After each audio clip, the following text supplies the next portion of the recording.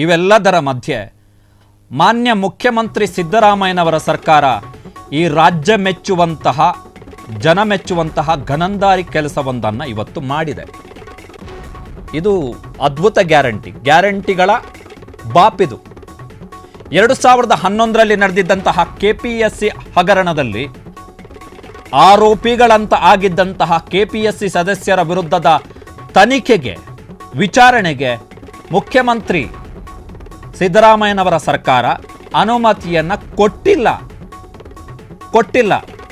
ಘನಂದಾರಿ ಕೆಲಸವೊಂದನ್ನು ಇವತ್ತು ಮುಖ್ಯಮಂತ್ರಿ ಸಿದ್ದರಾಮಯ್ಯನವರ ಸರ್ಕಾರ ಮಾಡಿದೆ. 2011ರಲ್ಲಿ 362 ಹುದ್ದೆಗಳಿಗೆ ಕೆಪಿಎಸ್ಸಿ ಹುದ್ದೆಗಳಿಗೆ ಅರ್ಜಿಯನ್ನು ಕಾಲ್ ಫಾರ್ ಮಾಡಲಾಯಿತು. 2013ರಲ್ಲಿ ಆ ನೇಮಕಾತಿಯಲ್ಲಿ ಹಗರಣ ಆಗಿದೆ ಅಂತೇಳಿ ರಾಜ್ಯದಲ್ಲಿ ದೊಡ್ಡ ಮಟ್ಟದ ಸುದ್ದಿ ಆಯಿತು.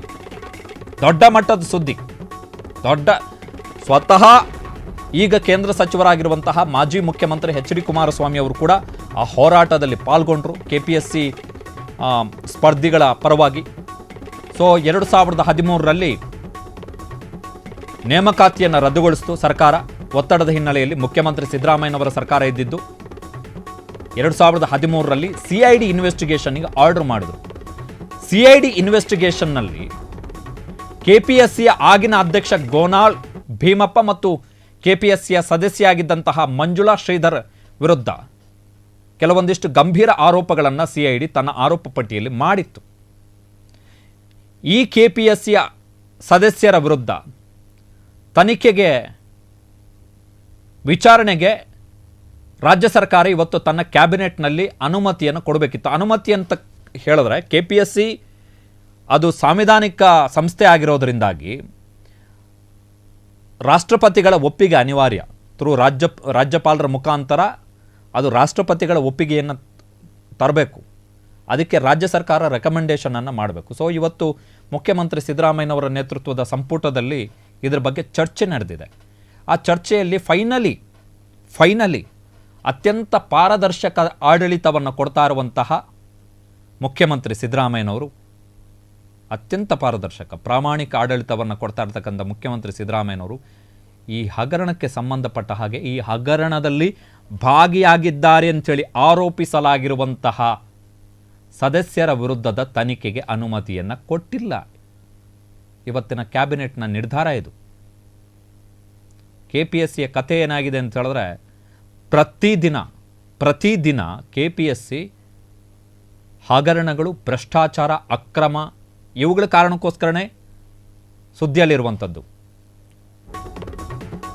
ಸೊ ಮುಖ್ಯಮಂತ್ರಿ ಸಿದ್ದರಾಮಯ್ಯನವರ ಸರ್ಕಾರ ಇವತ್ತು ಪ್ರಾಸಿಕ್ಯೂಷನ್ಗೆ ವಿಚಾರಣೆಗೆ ಅನುಮತಿಯನ್ನು ಕೊಡುವ ಸಂಬಂಧ ತನ್ನ ನಿರ್ಧಾರವನ್ನು ಪ್ರಕಟಿಸಿದೆ. ಕೊಡಲ್ಲ ಎನ್ನುವಂತಹ ತೀರ್ಮಾನವನ್ನು ತೆಗೆದುಕೊಂಡಿದೆ. ಆ ಮುಖಾಂತರ ಕೆಪಿಎಸ್ಸಿಯಲ್ಲಿ ಯಾರೆಲ್ಲ ಅಕ್ರಮಗಳನ್ನು ಮಾಡ್ತಾರೆ ಅವರ ವಿರುದ್ಧ ಕ್ರಮಗಳನ್ನು ಕೈಗೊಳ್ಳಲಿಕ್ಕೆ ಈ ಸರ್ಕಾರಕ್ಕೆ ಆಸಕ್ತಿ ಇಲ್ಲ.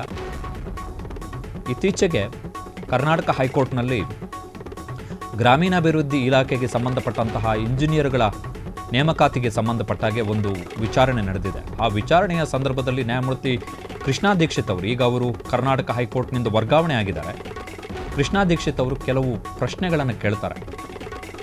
ಈ ಥರ ಆಗಿಬಿಟ್ರೆ ಏನು ಮಾಡ್ತೀರಿ? ಬಡವರ ಮಕ್ಕಳು, ಮಧ್ಯಮ ವರ್ಗದವರ ಮಕ್ಕಳು ಒಂದು ಸರ್ಕಾರಿ ಸೇವೆಯನ್ನು ಮಾಡೋದು ಹೇಗೆ? ಇದಕ್ಕೆಲ್ಲ ಯಾವಾಗ ಪರಿಹಾರ ಎನ್ನುವಂಥ ಪ್ರಶ್ನೆಯನ್ನು ನ್ಯಾಯಮೂರ್ತಿ ಕೃಷ್ಣಾ ದೀಕ್ಷಿತ್ ಅವರು ಕೇಳ್ತಾರೆ ವಿಚಾರಣೆಯ ಸಂದರ್ಭದಲ್ಲಿ. ಈಗ ನಮ್ಮ ಮಾನ್ಯ ಘನತೆವೆತ್ತ ಪರಿಶುದ್ಧ ಪ್ರಾಮಾಣಿಕ ಪಾರದರ್ಶಕ ಮುಖ್ಯಮಂತ್ರಿ ಸಿದ್ದರಾಮಯ್ಯನವರ ಸರ್ಕಾರ 2011ರಲ್ಲಿ ಕಾಲ್ ಫಾರ್ ಮಾಡಲಾಗಿದ್ದಂತಹ ಮತ್ತು 2013ರಲ್ಲಿ ಬೆಳಕಿಗೆ ಬಂದಂತಹ ಕೆಪಿಎಸ್ಸಿ ಹಗರಣದ ತನಿಖೆಗೆ ಸಂಬಂಧಪಟ್ಟ ಹಾಗೆ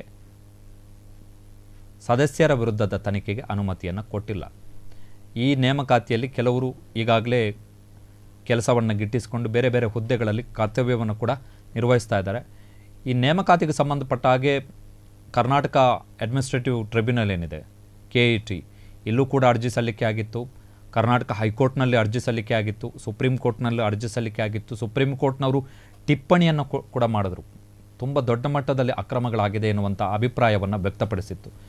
ಆದಾಗ್ಯೂ ಕೂಡ ವಿಚಾರಣೆಗೆ ಅನುಮತಿ ಕೊಡಲಿಕ್ಕೆ ಇವ್ರ ಕೈಯಲ್ಲಿ ಆಗ್ತಾ ಇಲ್ಲ ಅಂದರೆ ಈ ಸರ್ಕಾರದ ಕೈಯಲ್ಲಿ ಅತ್ಯಂತ ಲಜ್ಜೆಗೇಡಿನ, ನಾಚಿಕೆಗೇಡಿನ, ಅಸಹ್ಯದ ಪರಮಾವಧಿ. ಈ ಕಾಂಗ್ರೆಸ್ನವ್ರ ಕಥೆ ಏನು ಅಂತ ಹೇಳಿದ್ರೆ 2023 ವಿಧಾನಸಭಾ ಚುನಾವಣೆಯವರೆಗೂ KPSCಯಲ್ಲಿ ಆಗ್ತಾ ಇದ್ದಂತಹ ಸಣ್ಣ ಪುಟ್ಟ ವಿಚಾರಗಳಿಗೂ ಕೂಡ KPSC ಕಚೇರಿ ಎದುರುಗಡೆ ಹೋಗಿ ಪ್ರತಿಭಟನೆಯನ್ನು ಮಾಡ್ತಾಯಿದ್ರು ಕಾಂಗ್ರೆಸ್ನವರು. ಅವರ ಸೋಷಿಯಲ್ ಮೀಡಿಯಾದಲ್ಲಿ ಪ್ರತಿದಿನ ಒಂದು ಪೋಸ್ಟ್ ಬೀಳ್ತಾ ಇತ್ತು, ನಾವು ಬಂದರೆ ಪರಿಶುದ್ಧ ಮಾಡ್ತೀವಿ ಅಂತೇಳಿ. ಬಟ್ ಬಂದ ಬಳಿಕ, ಸಿದ್ದರಾಮಯ್ಯನವರು ಮುಖ್ಯಮಂತ್ರಿ ಆದ ಬಳಿಕ KPSCಯಲ್ಲಿ ಆಗಿರುವಂಥ ಅಧ್ವಾನಗಳಿಗೆ ಲೆಕ್ಕ ಇಲ್ಲ.